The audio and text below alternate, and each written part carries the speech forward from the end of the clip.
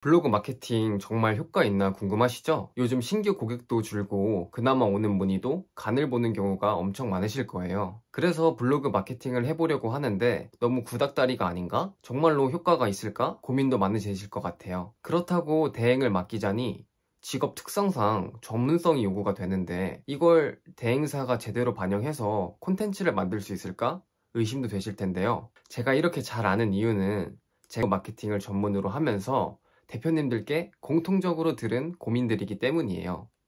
대표님들께서 저런 고민을 말씀해 주실 때 사실 제가 대표님들께 저런 고민을 들을 때마다 드리는 대답은 한결같습니다. 바로 전문직 분들은 블로그 마케팅을 안 하면 너무 큰 손해라고요. 오늘 영상에서는 여러분들이 블로그를 꼭 하셔야 하는 이유와 함께 어떻게 하면 블로그 마케팅을 통해 신규 문의를 오게 만들 수 있을지 에 대한 방법까지 정리해 드리도록 하겠습니다. 블로그 마케팅을 꼭 하셔야 되는 첫 번째 이유는요, 내가 원하는 고객을 타겟팅할 수 있기 때문이에요. 예를 들어 변호사 같은 분들 경우에는 사실 분야가 다양하잖아요. 그런데 분명히 자기가 하고 싶은 특화된 분야가 있으실 거예요. 예를 들어 내가 형사사건을 전문으로 하고 싶다면 블로그에 형사사건 전문 변호사와 같은 키워드로 글을 작성하시게 되면 그 분야에 관심이 있는 고객들만 콕 집어서 영업을 하실 수 있어요. 그리고 이런 식으로 유입된 고객들은 이미 문제를 해결하려는 의지가 강하기 때문에 단순 방문자가 아닌 실제 수임으로 연결될 가능성이 훨씬 높습니다. 내가 하고 싶은 분야에만 집중해서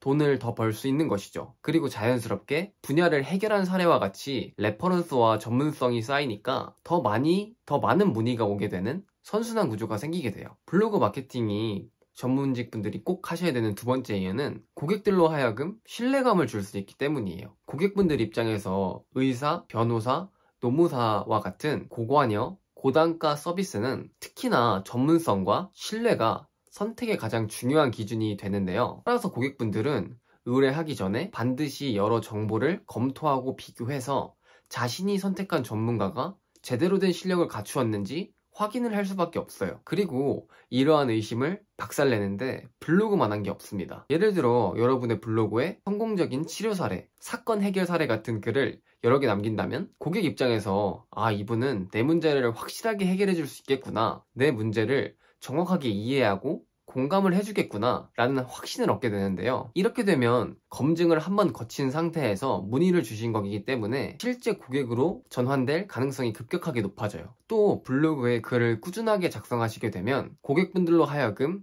이분은 블로그에서 꾸준히 활동하면서 최신 정보를 제공하는 신뢰할 수 있는 사람이구나 라는 인식을 심어줄 수 있는데요. 이러한 신뢰와 믿음이 쌓이면 이미 설득이 된 상태로 문의를 주시기 때문에 간을 보시는 고객들도 많이 사라져서 수임도 쉽고 상담 스트레스도 훨씬 줄어드시게 될 거예요. 실제로 제 거의 모든 클라이언트 분들께서 상담을 할 필요가 없는 게 이미 블로그에서 다 읽고 왔다고, 그냥 계약하자고 하는 경우가 많기 때문이라고 하세요. 나한테 연락을 하기 전에 블로그를 통해서 이미 설득이 다 됐으니까요. 영업이 너무 쉬워지는 거죠. 여기까지 블로그 마케팅을 꼭 하셔야 하는 이유 두 가지에 대해서 말씀드렸는데요. 여기까지 영상을 보셨다면 원리는 알겠는데 내가 어떻게 블로그를 운영할 수 있지? 더 나아가서 어떤 대행사한테 맡겨야 할지 궁금하신 분들도 많이 계실 것 같아요. 업종과 상관없이 브랜드 블로그 운영을 하시는 본질은 딱 한 가지입니다. 바로 고객 중심의 컨텐츠를 작성하시는 거예요. 의외로 이 부분을 고려하셔가지고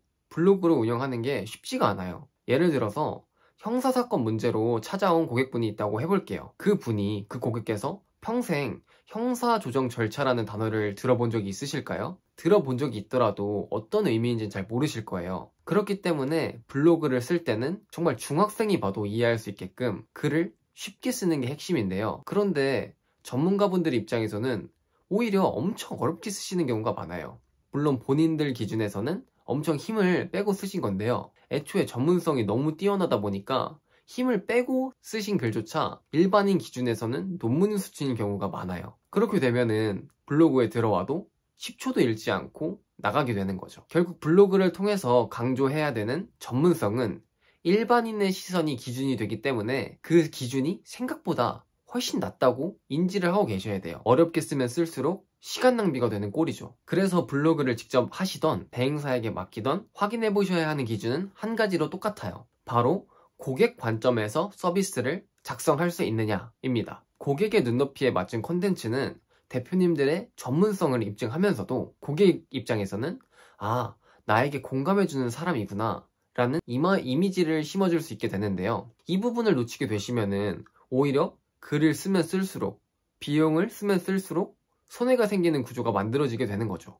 물론 대행사에게 맡기실 때는 단순히 글만 잘 쓰는 것으로는 충분하지 않습니다. 왜냐하면 마케팅의 핵심 중 하나가 노출이기 때문인데요. 내가 아무리 글을 잘 썼더라도 검색 순위권 안에 노출이 되지 않는다면 큰 효과를 기대하기 어렵게 돼요. 따라서 블로그 대행사를 선택하실 때는 내 업체의 글을 상위에 잘 띄우면서도 고객 중심의 컨텐츠를 제작할 수 있는 곳인지를 우선적으로 선별하시고 확인하시는 게 좋은데요. 제가 이제까지 블로그 마케팅 대행을 전문직 분들을 위해서 해드리면서 모든 분들께 성과, 매출을 올려드릴 수 있었던 이유는 위 두 가지 본질에 집중했기 때문이에요.